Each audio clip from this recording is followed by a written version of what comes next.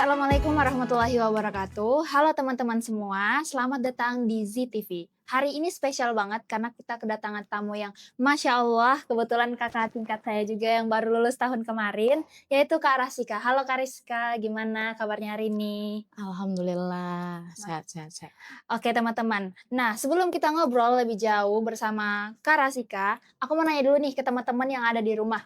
Teman-teman pernah nggak sih tiba-tiba kayak percaya dan suka gitu sama produk, padahal baru lihat dari tampak luarnya aja gitu. Padahal kita nggak tahu isi dan kualitasnya itu gimana. Nah, kali ini kita akan bahas tentang warna itu bukan cuma estetika, tapi ada strateginya. Let's begin the new era. Oke, masuk ke pembahasan pertama nih Kak. Kita sebagai desain antusias sering banget nih milih warna bukan cuma kelihatan kayak bagus nih, ini cocok nih. Nah, tapi sebenarnya seberapa penting sih warna itu untuk mempengaruhi keputusan orang?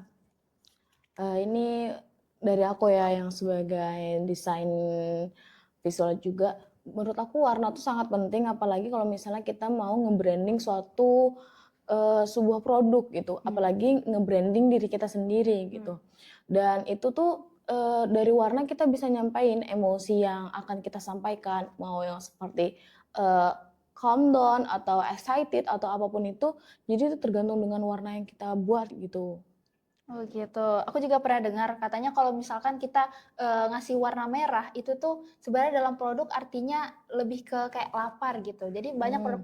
produk makanan yang, dia tuh ngasih warna merah itu biar memicu keputusan orang kayak, "Wah ini kayak merah," gitu.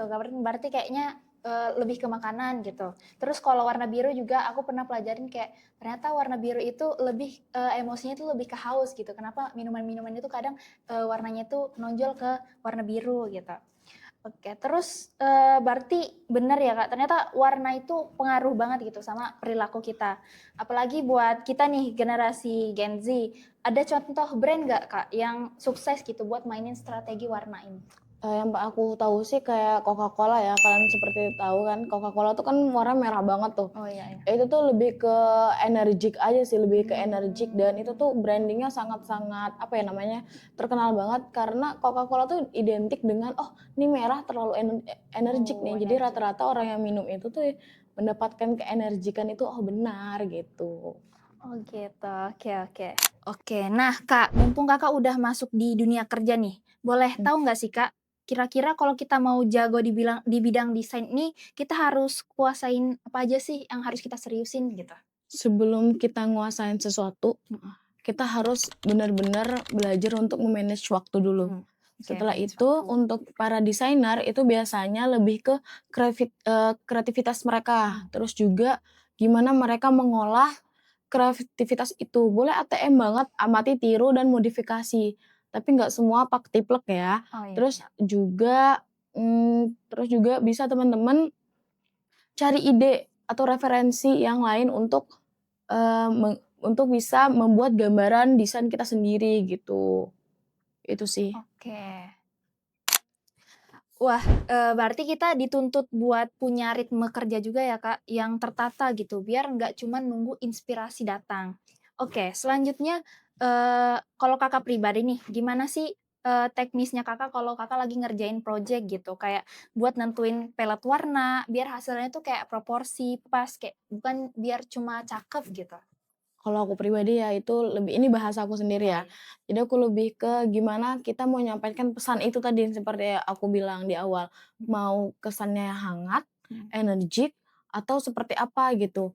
Jadi, tentunya aku biasanya nyari color palette dulu sesuai dengan tema yang aku cari, Mhm. terus habis itu aku tentunya ngedesain itu, desain itu nggak boleh yang numpuk-numpuk banget ya. Jadi kayak kita dipersisikan aja gitu, mana yang di tempatnya ini tuh ini logo, yang lain tuh di mana gitu.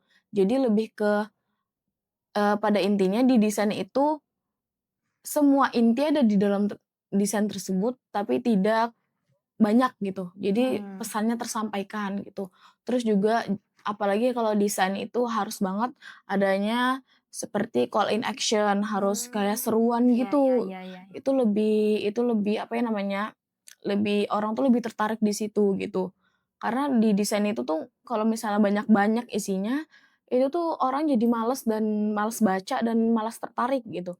Jadi segimana mungkin kita para desainer visual apalagi itu harus menyampaikan, apa ya namanya, pesan itu singkat tapi jelas gitu, Oke, itu berarti sih. dari sisi copywriting-nya juga harus Iya, diperhatikan ya? copywriting juga paling penting. Teknologi sekarang ini kan udah canggih ya, Kak. Mmm. Ada nggak sih alat bantu atau workflow yang bisa dipakai buat teman-teman desain antusias yang ada di rumah nih, kalau mau mulai praktik pilih warna yang berbobot gitu?